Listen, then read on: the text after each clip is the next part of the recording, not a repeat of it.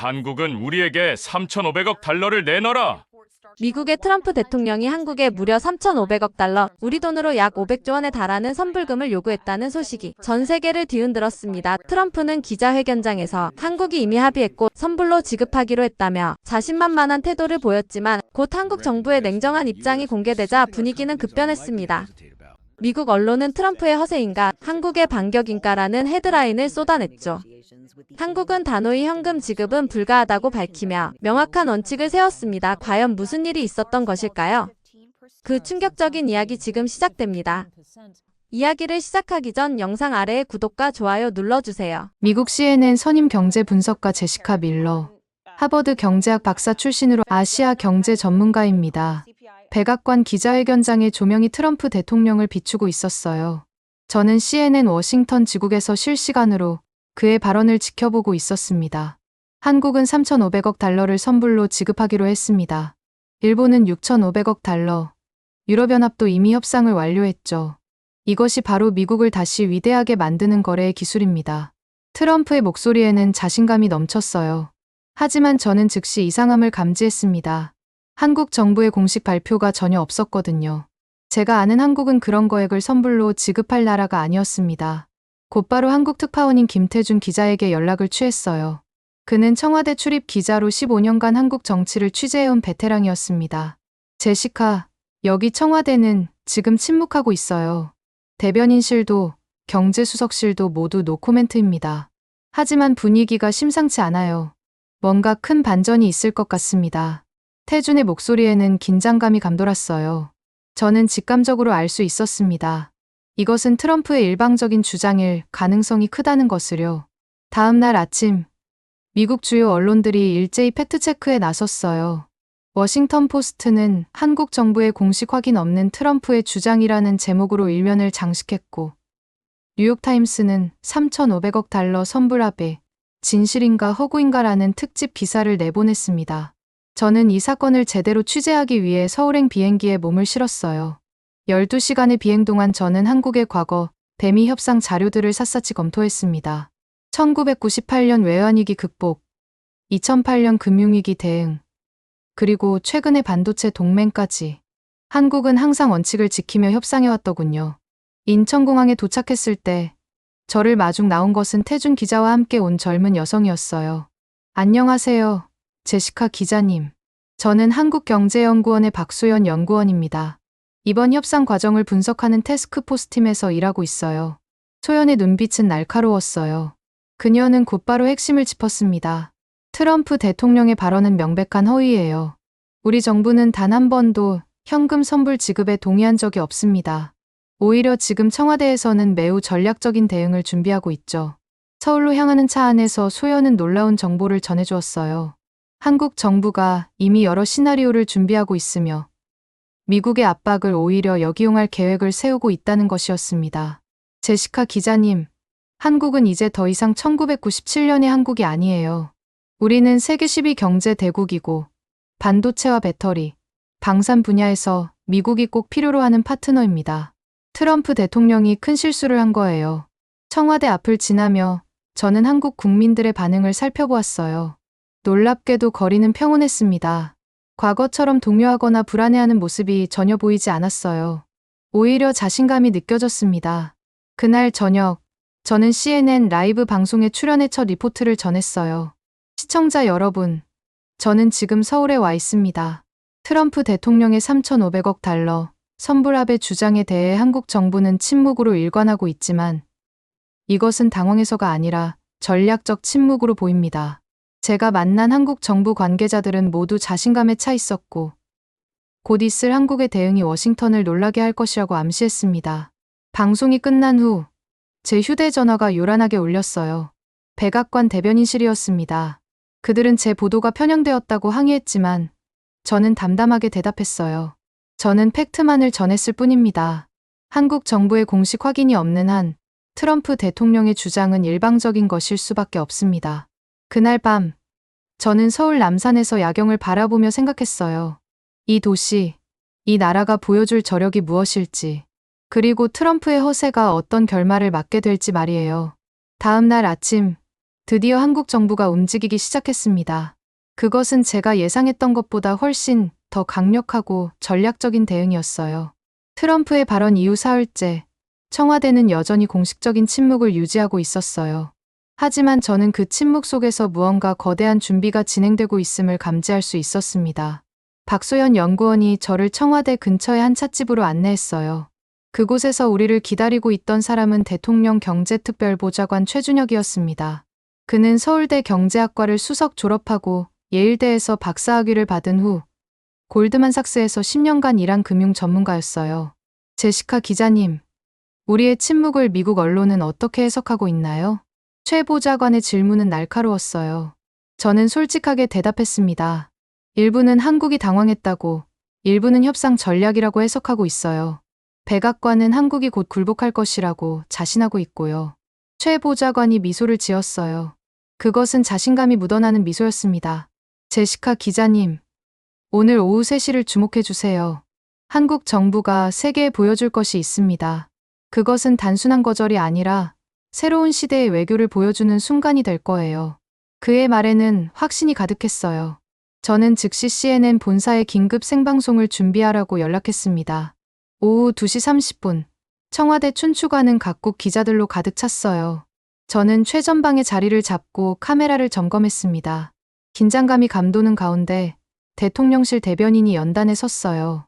먼저 최근 한미 관계에 대한 여러 추측과 보도에 대해 말씀드리겠습니다. 대변인의 목소리는 차분했지만 단호했어요. 그는 잠시 숨을 고른 후 계속했습니다. 대한민국 정부는 어떠한 형태의 현금 직접 투자도 고려 대상이 아님을 분명히 합니다. 우리는 미국과의 동맹을 소중히 여기지만 그것이 일방적인 요구에 굴복하는 것을 의미하지는 않습니다. 기자들 사이에서 웅성거림이 일었어요. 이것은 명백한 거절이었습니다. 그런데 대변인의 발표는 여기서 끝나지 않았어요. 대신 우리는 미국에 새로운 제안을 합니다. 한국 기업들의 미국 내첨단 제조업 투자, 일자리 창출, 그리고 기술 협력을 통한 상호 이익이 되는 진정한 파트너십을 구축하자는 것입니다. 이는 현금이 아닌 미래를 향한 투자입니다. 이어서 구체적인 수치가 발표되었어요. 삼성, SK, 현대차 등 한국 대기업들이 향후 5년간 미국에 총 1천억 달러를 투자하되 이는 공장 건설과 일자리 창출, 연구개발센터 설립의 형태로 이루어진다는 내용이었습니다.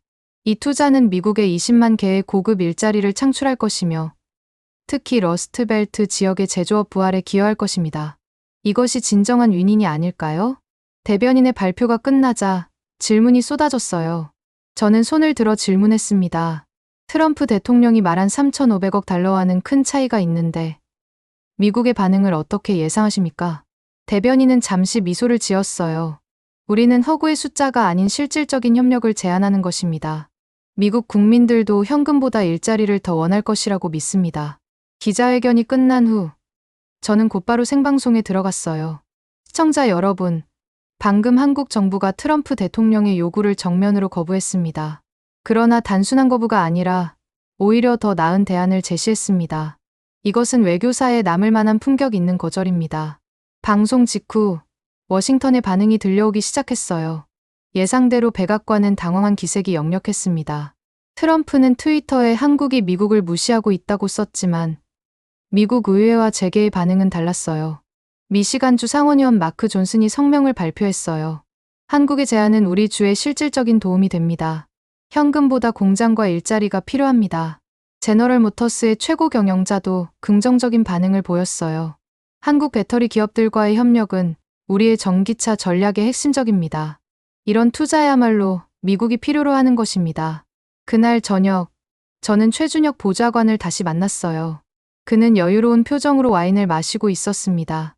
제시카 기자님, 이제 시작입니다.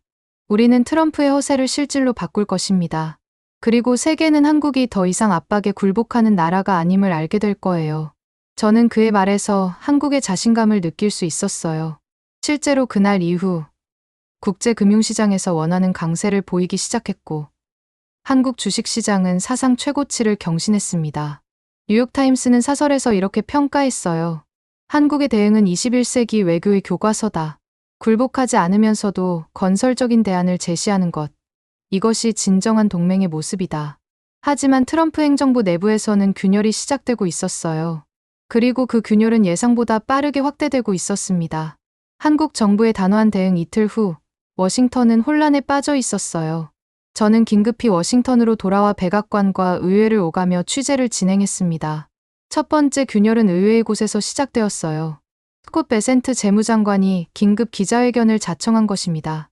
저는 재무부 브리핑룸 맨 앞자리에 앉아 그의 표정을 주시했어요.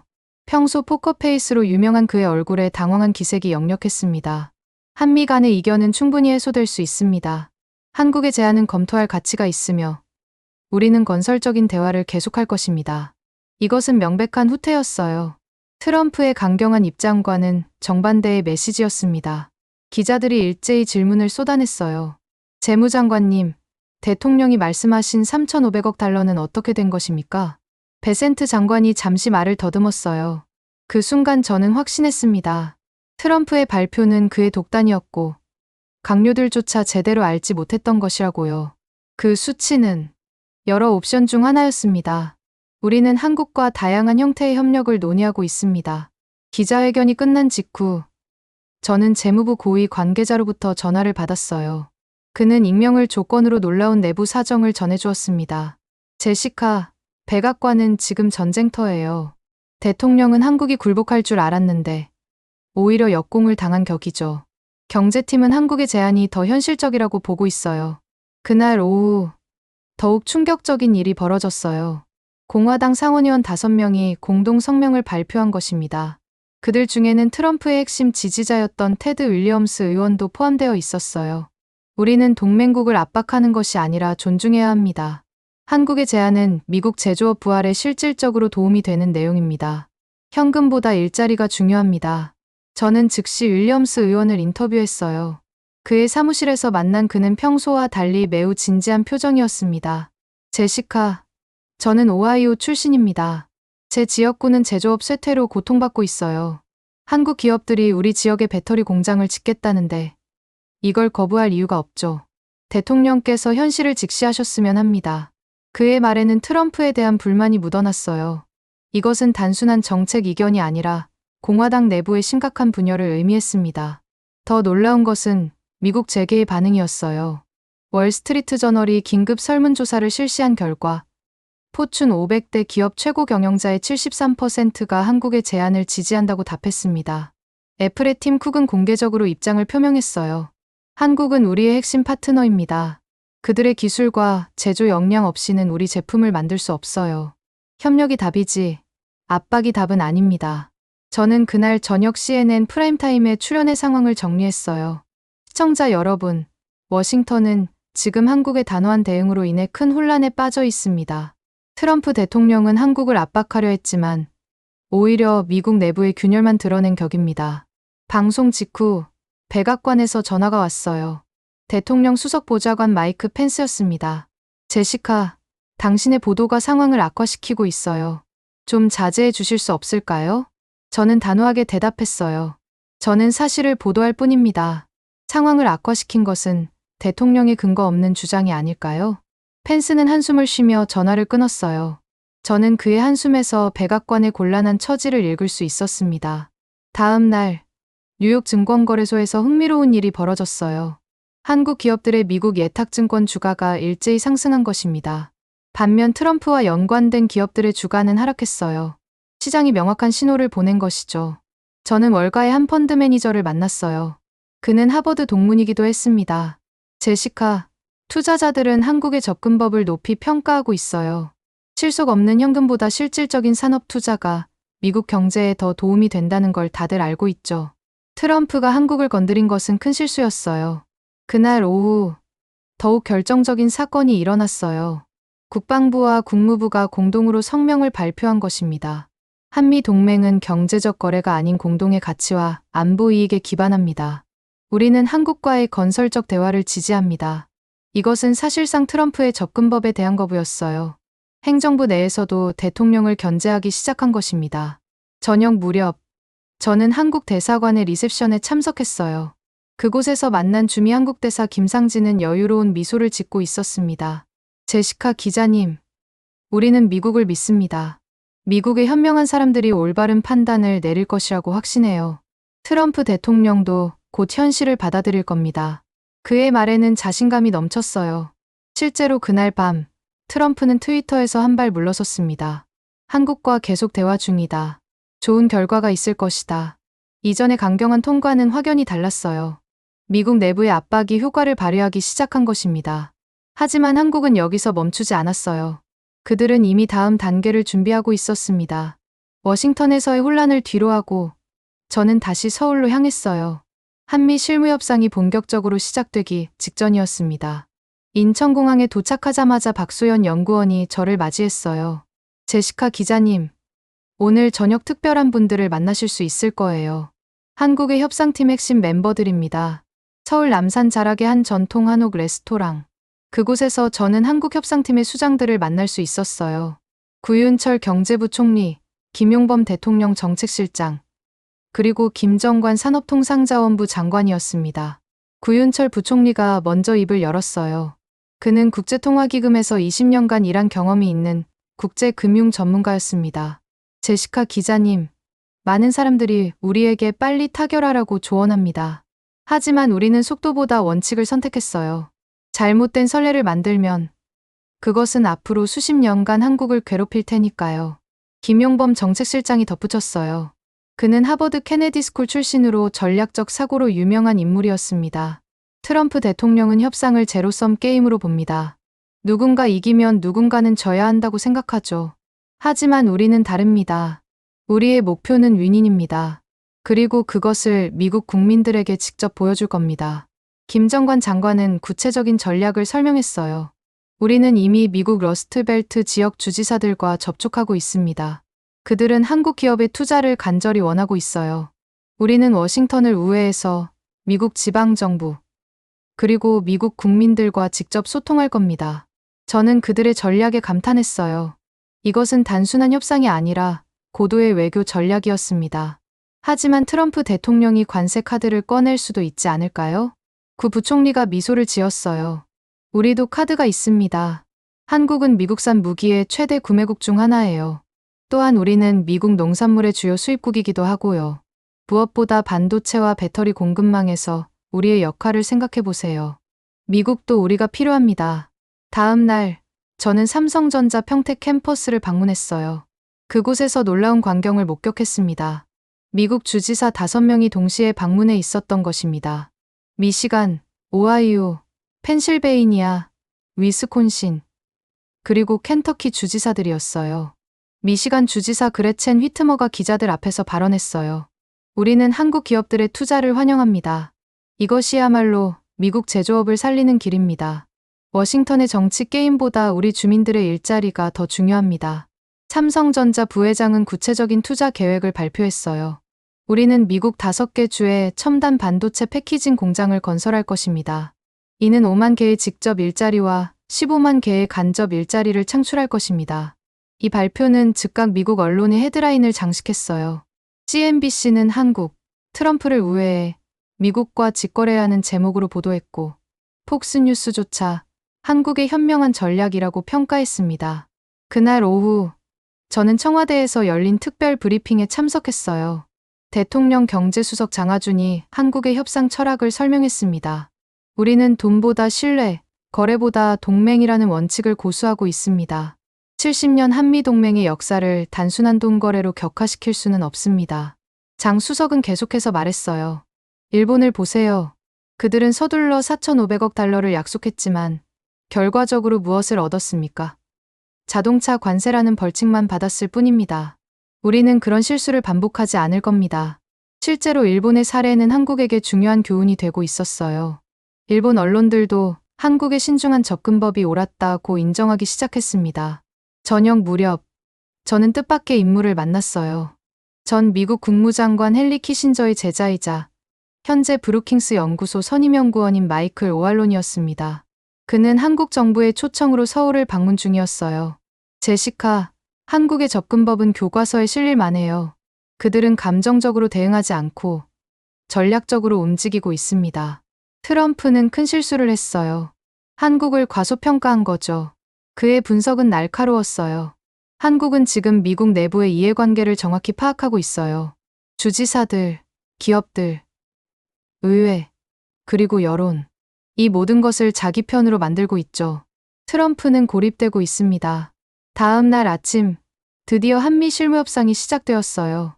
서울 소공동 롯데호텔에서 열린 첫 회담. 미국 측 수석대표는 무역대표부 로버트 라이트하이저 대표였고, 한국 측은 김정관 산업부 장관이었습니다. 회담장 밖에서 기다리던 저에게 한국 측 관계자가 귀띔해 주었어요. 미국 측이 처음으로 현실적인 숫자를 제시했어요. 3,500억에서 500억으로 줄였죠. 하지만 우리는 여전히 현금은 안 된다는 입장입니다. 협상은 12시간 동안 계속되었어요. 그리고 첫날 회담이 끝났을 때 양측은 의외로 긍정적인 분위기였습니다. 라이트하이저 대표가 기자들에게 말했어요. 한국 측의 제안을 진지하게 검토하고 있습니다. 건설적인 대화였습니다. 김정관 장관도 신중하게 낙관했어요. 원칙에서는 양보하지 않았지만 서로를 이해하기 시작했습니다. 좋은 출발입니다. 그날 밤, 저는 CNN 특별 리포트를 진행했어요. 한국은 서두르지 않고 있습니다. 그들은 원칙을 지키면서도 유연하게 대응하고 있어요. 이것이 진정한 협상의 기술입니다. 하지만 이 협상에는 숨은 주역이 있었어요. 바로 젊은 협상가 한서진이었습니다. 협상 이틀째 아침, 저는 롯데호텔 로비에서 우연히 한 젊은 남성과 마주쳤어요. 깔끔한 정장 차림에 날카로운 눈빛을 가진 그는 한국 협상팀의 막내였습니다. 바로 한서진이었어요. 제시카 기자님이시죠? 저는 한서진입니다. 산업통상자원부 통상교섭실 과장이에요. 서진은 겨우 35살이었지만 그의 이력은 화려했어요. 서울대 경제학과를 수석 졸업하고 스탠퍼드에서 국제관계학 박사학위를 받았으며 미국 무역대표부에서 2년간 인턴으로 일한 경험이 있었습니다. 기자님, 잠시 커피 한잔 하실 시간 있으신가요? 오프 더 레코드로 중요한 이야기를 드리고 싶어서요. 호텔 카페에서 그는 놀라운 이야기를 들려주었어요. 제가 미국 무역대표부에서 일할 때 트럼프 행정부의 협상 패턴을 분석한 적이 있어요. 그들은 항상 극단적인 요구로 시작해서 상대를 압박한 뒤 실제 목표치에서 타협하는 전략을 씁니다. 3,500억 달러도 마찬가지예요. 그들의 실제 목표는 훨씬 현실적일 겁니다. 서진은 노트북을 꺼내 자신이 만든 분석 자료를 보여주었어요. 그것은 트럼프 행정부의 과거 협상 사례 23건을 정밀하게 분석한 것이었습니다. 멕시코, 캐나다, 중국, 유럽연합과의 협상을 모두 분석했어요. 초기 요구 대비 최종 합의 비율은 평균 15%였습니다. 이 공식을 적용하면 미국의 실제 목표는 500억 달러 정도의 투자 약속일 거예요. 저는 그의 분석력에 감탄했어요. 하지만 더 놀라운 것은 그의 전략이었습니다. 저는 어제 라이트하이저 대표의 수석 보좌관 제임스 윌슨을 만났어요. 그는 제 스탠퍼드 시절 룸메이트였거든요. 비공식 채널을 통해 미국 측의 진짜 의도를 파악할 수 있었습니다. 서진의 얼굴에 자신감이 넘쳤어요. 그들도 현금 지급이 불가능하다는 걸 알고 있어요. 대신 한국 기업의 대규모 투자와 미국산 액화천연가스 장기 구매 계약을 원하고 있죠. 이건 우리도 수용 가능한 조건입니다. 그날 오후 협상장에서 극적인 장면이 연출되었어요. 미국 측이 강경하게 나오자 김정관 장관이 서진에게 발언권을 넘긴 것입니다. 나중에 회담장에 있었던 한국 측 관계자가 저에게 그때의 상황을 전해주었어요. 한서진 과장이 완벽한 영어로 프레젠테이션을 시작했어요. 미국 각 주별로 한국 투자가 창출할 일자리 수, 세수 증대 효과, 그리고 지역경제 파급 효과를 구체적인 숫자로 제시했죠. 미국 측 협상단이 완전히 압도당했어요. 서진은 특히 트럼프의 핵심 지지층인 러스트벨트 지역에 집중했어요. 오하이오의 배터리 공장, 미시간의 전기차 부품 공장, 펜실베이니아의 철강 가공 시설. 각 투자가 트럼프의 재선에 어떤 도움이 될지까지 분석해서 보여준 것입니다. 라이트하이저 대표가 잠시 말을 잃었다고 해요. 그는 휴회를 요청했고 미국 팀은 긴급 회의에 들어갔습니다. 휴회 시간, 서진은 또 다른 묘수를 준비하고 있었어요. 그는 미국 언론들에게 한국의 투자 계획을 리크하기 시작한 것입니다. 월스트리트 저널은 즉시 속보를 냈어요. 한국, 미국 러스트벨트에 500억 달러 투자 제안, 20만 개 일자리 창출 예상. 폭스뉴스도 긴급 뉴스를 내보냈어요. 한국의 제안, 트럼프 공약 실현의 열쇠가 될 수 있을까? 여론이 급속히 한국에 유리하게 돌아가기 시작했어요. 트럼프의 트위터에는 한국의 제안을 받아들이라는 댓글이 쏟아졌습니다. 그날 저녁, 저는 서진과 다시 만났어요. 그는 피곤해 보였지만 눈빛은 여전히 날카로웠습니다. 제시카 기자님, 협상의 핵심은 상대가 원하는 것을 정확히 파악하는 거예요. 트럼프 대통령이 진짜 원하는 것은 돈이 아니라 성과예요. 재선을 위한 가시적인 성과 말이죠. 우리는 그걸 줄 수 있습니다. 단, 우리 방식으로요. 서진의 전략은 효과를 발휘하고 있었어요. 백악관에서는 긴급 회의가 소집되었고, 트럼프는 처음으로 한국의 제안을 진지하게 검토하라고 지시했다고 합니다. 다음 날, 서진은 더 과감한 행동에 나섰어요. 그는 미국 상공회의소에서 특별 강연을 했습니다. 청중은 미국 500대 기업의 최고 경영자들이었어요. 한미 경제 동맹은 제로섬이 아닙니다. 한국의 기술과 미국의 시장이 만나면 시너지가 창출됩니다. 우리는 함께 중국을 견제하고 글로벌 공급망을 재편할 수 있습니다. 그의 연설이 끝나자 기립박수가 터졌어요. 제너럴 모터스 최고 경영자가 즉석에서 발언했습니다. 한국과의 협력 없이는 우리의 전기차 전략은 불가능합니다. 정부는 한국의 제안을 수용해야 합니다. 이 장면은 모든 미국 언론의 톱뉴스가 되었어요. 서진은 단숨에 스타 협상가로 떠올랐습니다. 워싱턴 포스트는 그를 한국의 키신저라고 불렀고, 뉴욕타임스는 차세대 통상 전문가의 등장이라고 평가했어요.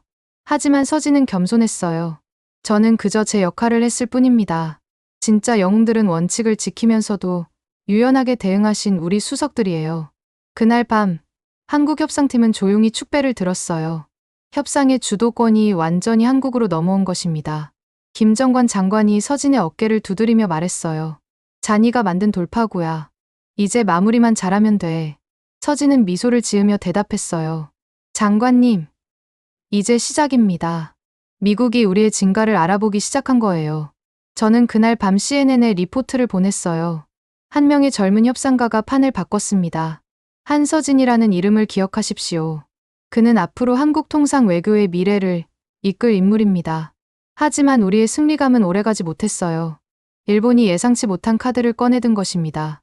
협상 사흘째 아침, 저는 충격적인 뉴스로 잠에서 깨어났어요. 일본이 전격적으로 미국과 4,500억 달러 투자 협정을 체결했다는 속보였습니다. CNN 도쿄 특파원이 긴급 생중계를 하고 있었어요. 일본 정부는 오늘 새벽 워싱턴에서 극적으로 합의에 도달했습니다. 하지만 그 대가는 컸습니다. 일본 자동차에 최대 10%의 관세가 부과될 예정입니다. 저는 즉시 박소연 연구원에게 전화를 걸었어요. 소연 씨, 일본이 결국 굴복했네요. 그녀의 목소리는 의외로 차분했어요. 제시카 기자님, 저희는 이미 예상했던 시나리오예요. 일본은 또다시 실수를 반복한 겁니다. 잠시 후 청와대에서 긴급 브리핑이 있을 예정이니 오세요. 청와대 브리핑룸에 도착했을 때 이미 각국 기자들로 가득했어요. 대통령 경제수석 장하준이 연단에 섰습니다. 일본의 선택을 존중합니다. 하지만 우리는 다른 길을 갑니다. 4,500억 달러를 약속하고도 관세를 물어야 한다면 그것이 과연 성공적인 협상일까요? 장 수석은 구체적인 수치를 제시했어요. 일본 자동차 업계는 10% 관세로 연간 200억 달러의 추가 비용을 부담하게 됩니다. 5년이면 1천억 달러입니다. 그들은 4,500억을 주고 1천억을 추가로 내는 셈이죠. 기자들 사이에서 웅성거림이 일었어요. 저는 손을 들어 질문했습니다. 그렇다면 한국은 어떻게 대응하실 건가요? 장 수석이 미소를 지었어요. 우리는 원칙을 지킬 겁니다. 현금이 아닌 투자, 일방적 양보가 아닌 상호 이익. 일본의 사례는 우리에게 반면교사가 될 뿐입니다. 그날 오후, 저는 도쿄로 날아갔어요. 일본 재계의 반응을 직접 취재하기 위해서였습니다. 나리타 공항에 도착하자마자 일본 경제신문의 다나카 기자가 저를 마중했어요. 그는 제 오랜 친구였습니다. 제시카, 일본 재계는 지금 패닉 상태야. 도요타와 혼다는 주가가 15%나 폭락했어. 모두가 정부를 비난하고 있지. 긴자의 한 호텔 라운지에서 만난 일본 경제산업성 고위 관료는 한숨을 쉬며 말했어요. 우리는 너무 서둘렀습니다. 미국의 압박에 못 이겨 불리한 조건을 받아들였죠. 한국의 신중한 접근이 부럽네요. 더 충격적인 것은 일본 기업들의 반응이었어요. 소니의 한 임원은 익명을 전제로 이렇게 말했습니다. 우리는 정부의 결정에 전혀 상의받지 못했어요. 4,500억 달러를 어떻게 조달할지도 불투명합니다. 게다가 관세까지. 이건 재앙이에요. 저는 그날 저녁 도쿄에서 CNN 생방송에 출연했어요. 일본은 트럼프의 압박에 굴복했고 그 대가를 톡톡히 치르고 있습니다. 반면 한국은 여전히 협상 테이블에서 원칙을 고수하며 유리한 위치를 점하고 있습니다. 다음 날 아침, 더욱 놀라운 소식이 전해졌어요. 일본 자민당 내에서 반발이 일어나기 시작한 것입니다. 젊은 의원 20명이 굴욕적인 협상이라며 총리 퇴진을 요구하고 나섰습니다. 아사히 신문은 일면에 제2의 플라자 합의라는 제목을 뽑았고 요미우리 신문은 한국에게 배워야 한다는 사설을 실었어요. 서울로 돌아온 저는 한서진을 다시 만났어요. 그는 일본의 실패를 냉정하게 분석했습니다. 일본은 1985년 플라자 합의 때와 똑같은 실수를 했어요. 미국의 압력에 굴복해서 장기적 손실을 자초한 거죠. 우리는 그런 전철을 밟지 않을 겁니다. 서진은 노트북을 열어 비교 분석 자료를 보여주었어요. 보세요. 일본은 4,500억 달러 투자에 10% 관세. 우리는 500억 달러 투자에 관세 면제를 협상 중입니다. 누가 더 현명한 선택을 하고 있는지 명백하죠? 실제로 국제금융시장의 반응은 극명했어요. 일본 엔화는 급락했고 한국 원화는 강세를 보였습니다. 무디스는 일본의 신용등급 전망을 부정적으로 하향 조정했고 한국은 긍정적으로 상향했어요. 그날 오후 워싱턴에서 흥미로운 일이 벌어졌어요. 미국 의회에서 일본과의 협정에 대한 청문회가 열린 것입니다. 민주당 의원들은 물론 공화당 의원들까지 비판의 목소리를 냈어요. 일본에게 너무 가혹한 조건을 강요했다. 이것은 동맹의 정신에 어긋난다. 한국과의 협상에서는 보다 합리적인 접근이 필요하다. 트럼프는 곤란한 입장에 처했어요. 일본과의 협정이 오히려 부메랑이 되어 돌아온 것입니다. 저녁 무렵 놀라운 소식이 전해졌어요.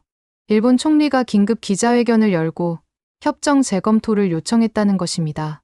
하지만 백악관은 이미 서명한 협정은 번복할 수 없다고 못을 박았어요. 도쿄 증권거래소는 다음 날 전체 하락으로 마감했고 서울 증권거래소는 사상 최고치를 경신했어요. 저는 그날 밤 특별 리포트를 준비하며 이렇게 결론지었어요. 일본의 성급한 굴복과 한국의 원칙 있는 저항.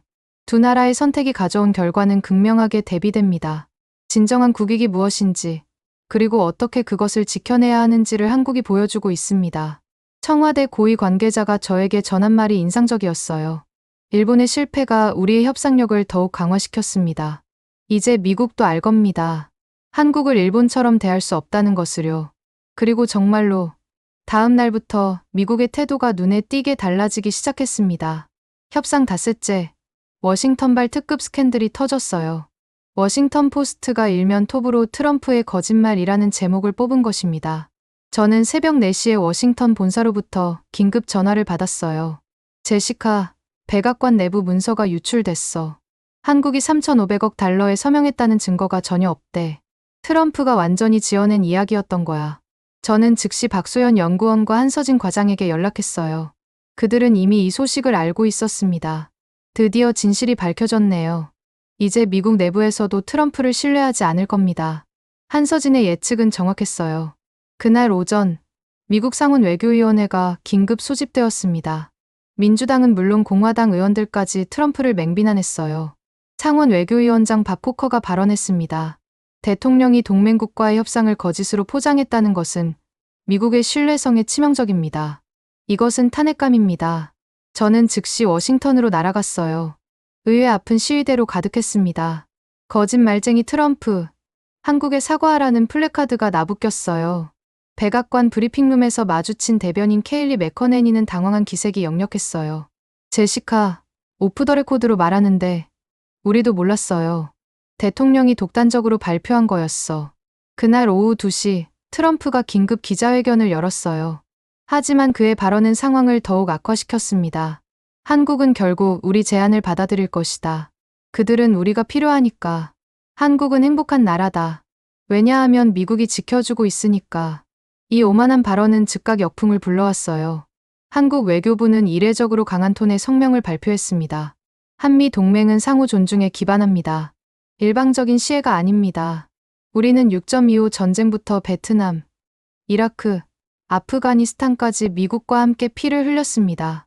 더 결정적인 반격은 한국 국방부에서 나왔어요. 그들은 주한미군 주둔 비용 중 한국이 부담하는 비율이 이미 50%를 넘는다는 자료를 공개했습니다. 미국 언론들이 일제히 팩트체크에 나섰어요. CNN은 트럼프의 주장, 사실과 다르다는 특집을 편성했고, 저도 패널로 참여했습니다. 시청자 여러분, 한국은 이미 충분한 기여를 하고 있습니다. 오히려 주한미군은 미국의 인도태평양 전략의 핵심입니다. 한국이 아니라 미국이 더 필요로 하는 것이죠. 폭스뉴스마저 트럼프를 비판하기 시작했어요. 보수 농객 터커 칼슨이 말했습니다. 대통령이 거짓말을 했습니다. 이것은 변명의 여지가 없습니다. 그날 저녁 뉴욕 타임스퀘어의 대형 전광판에 한국과의 합의는 없었다는 헤드라인이 떴어요. 월스트리트는 불안감에 휩싸였고 다우지수는 500포인트 하락했습니다. 저는 그날 밤 한국계 미국인 하원의원 앤디 김을 만났어요. 그는 분노에 차 있었습니다. 트럼프가 한국을 우롱했어요.